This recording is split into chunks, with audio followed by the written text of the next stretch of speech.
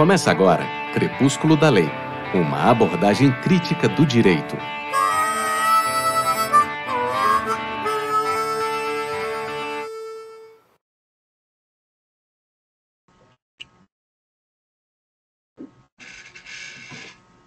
Meus queridos alunos de Direito Constitucional, nós vamos fazer aqui algumas reflexões num espaço muito breve, mas são reflexões fundamentais para a nossa matéria. Trata-se de direito constitucional. E a primeira definição que nós precisamos é, evidentemente, de Constituição. Ora, Constituição é um pacto entre iguais, onde, a partir desse ajuste, se estabelece a estrutura do Estado, que seria a parte organizacional da Constituição. E, da mesma forma, se estabelece os direitos e garantias do indivíduo em face da relação com esse Estado. Portanto, a Constituição é um pacto entre iguais, onde se estabelece, de um lado, a organização e a estrutura do Estado, e ainda, para se resguardar, também na Constituição se estabelece os direitos e as garantias individuais serem preservados na relação com esse Estado. Então, não basta que o Estado seja organizado, é necessário que ele seja limitado. E essa limitação se confirma na proteção da pessoa pelos seus direitos e garantias constitucionais. Então, isso é uma Constituição. Ora, dentro desse pacto, há um conceito que se deve tirar dele, porque quando se fala que é um pacto entre iguais, essa igualdade se projeta na percepção de democracia e na percepção de poder. Ora, diante disto, o pacto entre iguais, nesta percepção envolvendo a igualdade e democracia, resulta na ideia de povo. Não existe Constituição sem povo. Porque dentro do povo se desenvolve uma ideia de igualdade, e essa ideia de igualdade se coloca em condição tal que vai conter as formas de poder que eventualmente insurjam contra o povo. Mas o que é povo, afinal? Já temos uma ideia do que seja Constituição. Não há Constituição sem povo. O que seria povo? Ora, povo se constitui numa subjetividade coletiva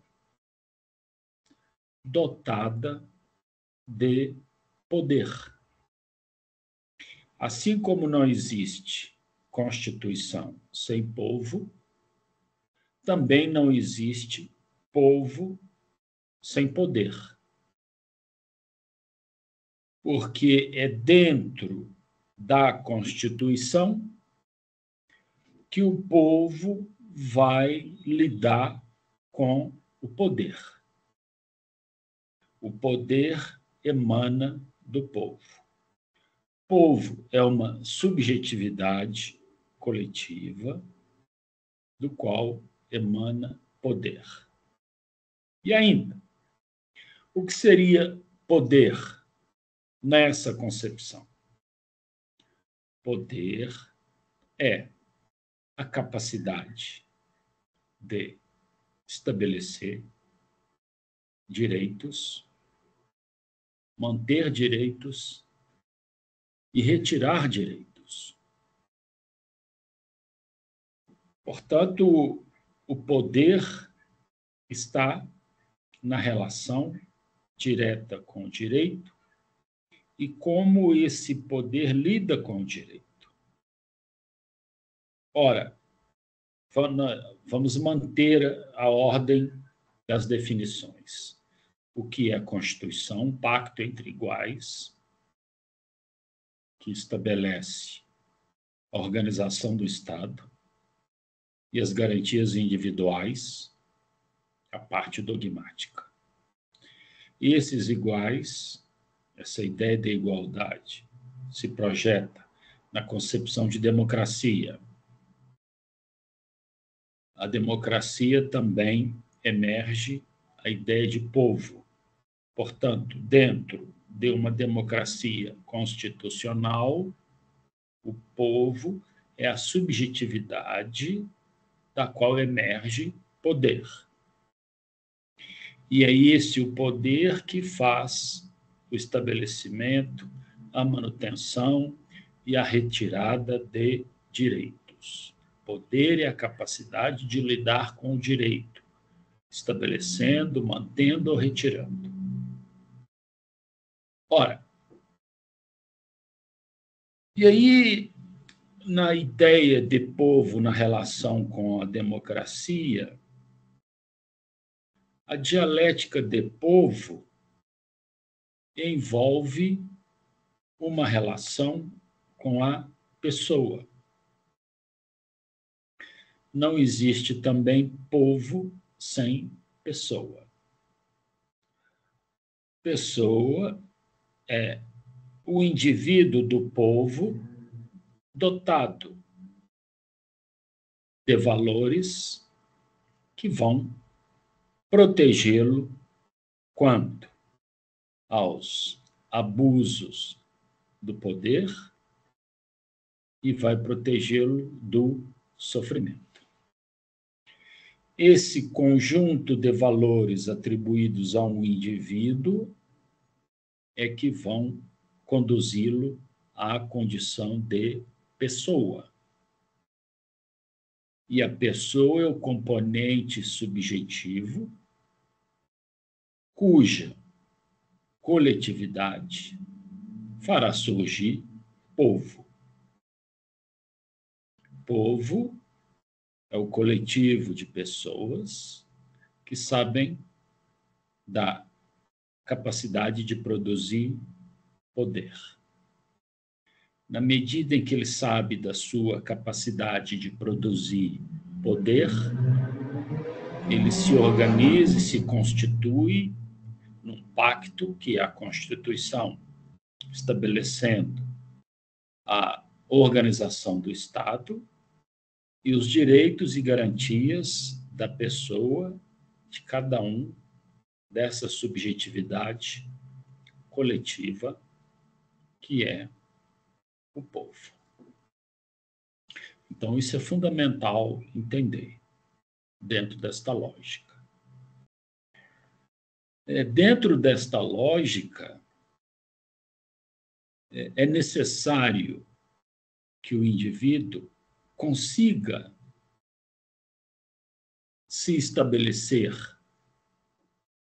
pela proteção que os valores que se lhe atribuem vão impedi-lo de sofrer e de também ser alvo de abusos do poder que vem do povo. Então, o indivíduo ele tem que ter a capacidade de lidar com o coletivo. O coletivo é a democracia e a individualidade se presta no direito. Significa, então, que o indivíduo dotado de proteção e valores, para não ser alvo do sofrimento e do abuso do poder, ele chega à condição de pessoa. Nem todo indivíduo consegue chegar à condição de pessoa.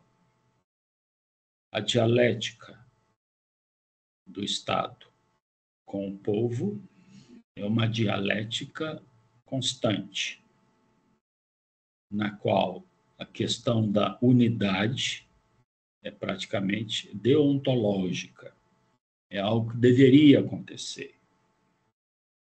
Mas o pressuposto do pacto é que esse caminho não seja abandonado. Portanto, quando o indivíduo, pessoa,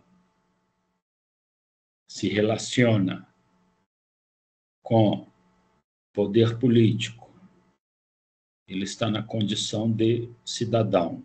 É uma relação verticalizada. E quando ele se relaciona com o coletivo, povo, uma relação horizontalizada, esse conjunto forma uma estrutura de povo. É imprescindível ao povo a sua consciência de poder. Quando o povo tem consciência de poder, ele se projeta no pacto para que esse poder seja limitado na relação com o indivíduo. Ao considerar o indivíduo no pacto, ele sobreleva esse indivíduo à condição de pessoa. É condicionante do povo saber que ele é uma pluralidade de pessoas. Então, é condicionante ao povo que ele dê proteção ao indivíduo como uma questão de autoexistência. É, ao mesmo tempo, uma autoproteção. O povo, quando se perde na ideia de poder no coletivo, e quando ele se perde na ideia de que tem que limitar esse poder em relação ao indivíduo, destoando da ideia de pessoa, deixa de haver povo e ele já não é mais dotado da capacidade de produzir poder. Ele, que deveria produzir poder, ele agora vai sofrer o poder. O povo que sofre poder não é necessariamente considerado povo. É um núcleo social que está à mercê de uma tirania. E como ele perdeu a capacidade de produzir poder, e como ele perdeu a capacidade de reconhecer a pessoa como unidade do seu coletivo, ele está agora incapacitado de combater a tirania e se torna alvo contínuo desta mesma tirania.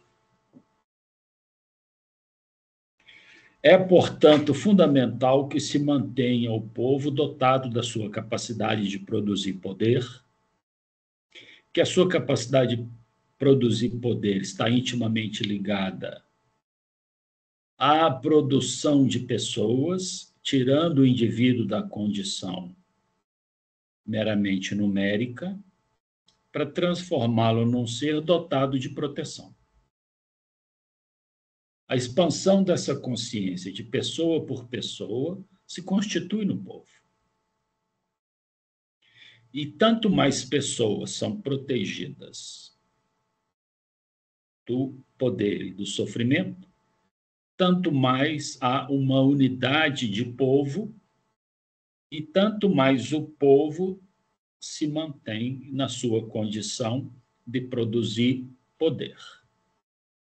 Quando o povo está na sua condição de produzir poder, ele é o que vai promover o pacto entre iguais, diga-se, entre as pessoas, para que desse pacto se estabeleça a organização do Estado como sede do poder, bem como direitos e garantias individuais para que o Estado não se esqueça jamais de que ele é produzido pelo povo e para que o povo também não se esqueça de que ele somente poderá produzir poder se ele considerar o indivíduo como pessoa, dotando-o de proteção quanto ao sofrimento e quanto aos abusos.